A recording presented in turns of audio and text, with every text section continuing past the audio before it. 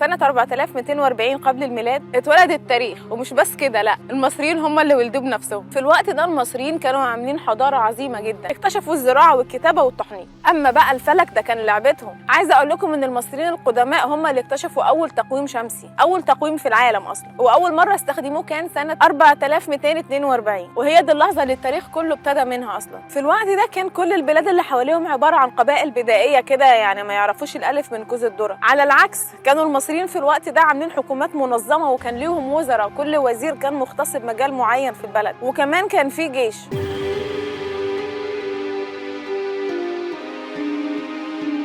كان في مشكله بسيطه كده، ان مصر كانت متقسمه كذا حته، يعني حالها كده يصعب على السودانيين. شمال مصر كان متقسم لمملكتين، واحده في الشرق وواحده في الغرب. المملكه اللي كانت في الشرق كانت واخده عاصمه بوصير عاصمه ليها، والحته دي دلوقتي قريبه من مدينه سمنود، وكانوا بيعبدوا اله اسمه غزدي. والمملكه اللي في الغرب اخذت مدينه اسمها بحتة عاصمه ليها، والحته دي النهارده مكانها دمنهور، وكانوا بيعبدوا الاله حورس، ماي فيفورت جاد. اما بقى في الجنوب فحدث ولا حرج، كانت الدنيا بايظه على الاخر. يمكن كانوا متقسمين اكتر من 20 مقاطعه، كل مقاطعه بقى ليها الحاكم بتاعها والجيش بتاعها والاله بتاعها، يعني كل واحد كده قاعد كده في ركنه كده مع نفسه، وقايل الحته دي منطقتي.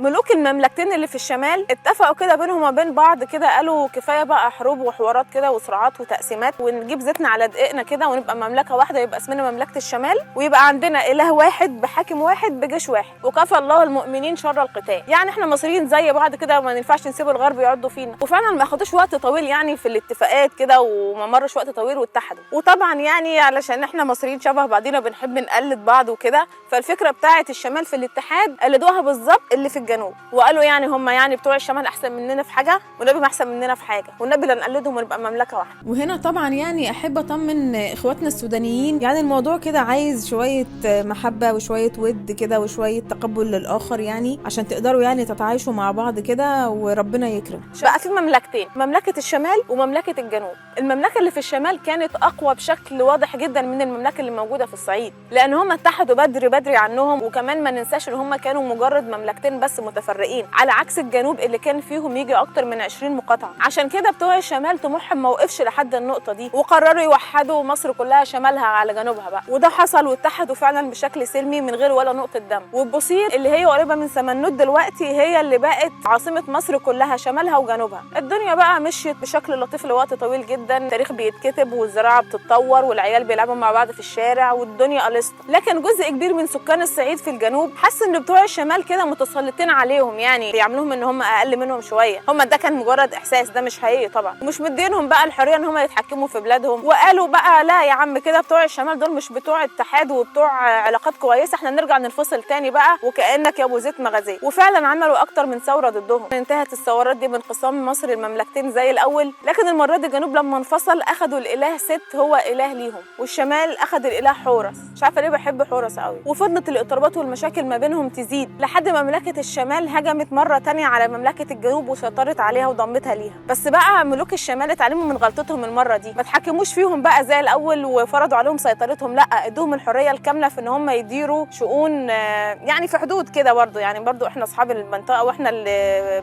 كسبناكم، ولكن هنديكم هامش من الحريه. وعملوا حركه مكره قوي، بدل ما كانت العاصمه عند سمنود نقلوها عند عين شمس علشان تبقى على حدود المملكتين، فبكده يعني يبقى كل حاجه قدام عينيهم ويقدروا يشرفوا على مصر كلها، محدش يقدر في الجنوب يعمل حاجه من غير ما ملوك الشمال يكونوا عارفينها. فضلت الدنيا بقى ماشيه لطيفه، والزراعه والكتابه بيتطوروا والعيال بيلعبوا في الشارع والدنيا قلصت، لحد ما حصل خلاف للمره. هم دول مش ناويين يجيبوها البر ولا ايه؟ انا اتعصبت من ملوك الشمال والله العظيم. الخلاف كان سببه ان في ناس من الجنوب ما كانش عاجبهم يعني ان الاله بتاع الشمال هو الاله الرسمي يعني بتاع مصر كلها وكل الناس بتعبده. يعني ليه هو اله الجنوب يعني اثر معاكم في حاجه؟ الاله بتاع الجنوب بتاعنا اللي هو الاله ست لازم يكون هو الاله الرسمي بدلا من الاله حورس، او على الاقل يعني ياخده كده تحت جناحه، يعني يتعبد معاه، مش كل حاجه حورس حورس، قرابين له حورس، الناس كلها رايحه تدعي الحورس، يعني شويه تقدير يعني للجنوب. فعشان كده عملوا ثوره دينيه، جسوت برضه انفصلوا للمره الثالثه. المره دي بقى كانت مملكه الشمال عاصمتها بوتو اللي هي دلوقتي قريبه من دسوق، ومملكه الجنوب خدت قفط عاصمه ليها اللي هي سوهاج دلوقتي. عمي عشان انا من سوهاج يا عم خليني اقول من سوهاج يا عم. كان ملك الشمال بيلبس التاج الاحمر وملك الجنوب بيلبس التاج الايه؟ خدناه في ابتدائي. ملك الجنوب كان بيلبس ايه؟ التاج لونه ايه؟ لونه ابيض. فضلت بقى الانقسامات والخناقات مستمره من هنا ومن هنا ومشاكل كل شويه لحد ما ظهر مين بقى لوحد القطرين؟ الملك مينا. طبعا يا جماعه يعني في ناس فاكره ان الملك مينا ده مسيحي يعني علشان هو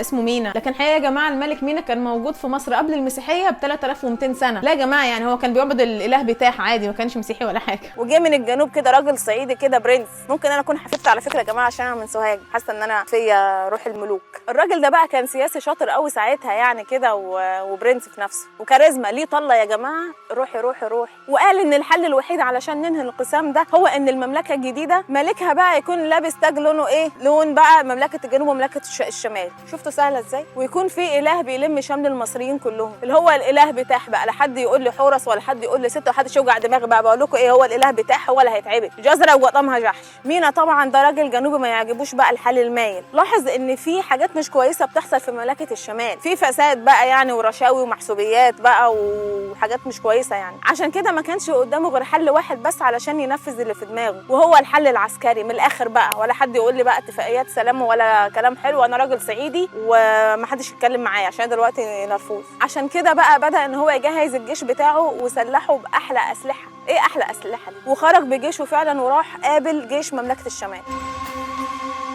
وانتهت المعركة باللوحة الفنية اللي احنا كلنا عارفينها اللي هي ايه بقى؟ اللي هي فيها الملك مينا واقف ماسك سلاحه وماسك اسير من مملكة الشمال من شعره. واخيرا مينا قدر ان هو يوحد القطرين ويقضي على كل الخلافات اللي كانت موجودة، وعمل عاصمة جديدة اسمها العاصمة الإدارية، قصدي العاصمة الجديدة اسمها منف ومعناها الميناء الجميل. ودي مكانها دلوقتي قريب من قرية 100 رهينة في الجيزة. زي ما احنا عارفين ان الاسد لما بيغيب الغابة بتسيب، الملك مينا مات، الفوضى والمشاكل رجعت تاني. مش هنخلص بقى من القصه دي. هو مش كان عين له وزير يا جماعه ولا كان عمل حاجه ولا كان خلف له عيل؟ طب خلف له عيل، طب ما المفروض الواد ده يمسكه هو الدنيا يعني، يروح يموت كده ويسيب البلد. طب اهو دلوقتي هنعمل ايه يا مينا بقى من غيرك؟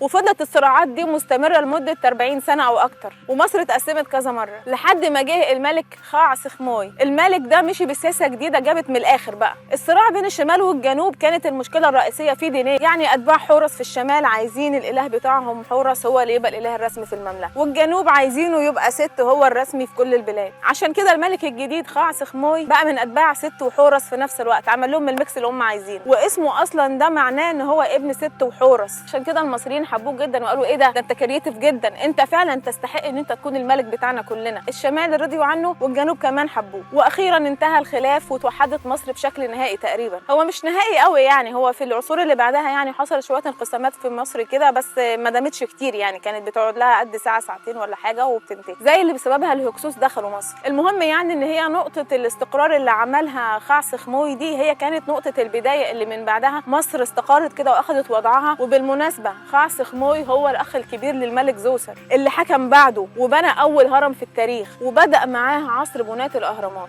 شكرا خلصنا.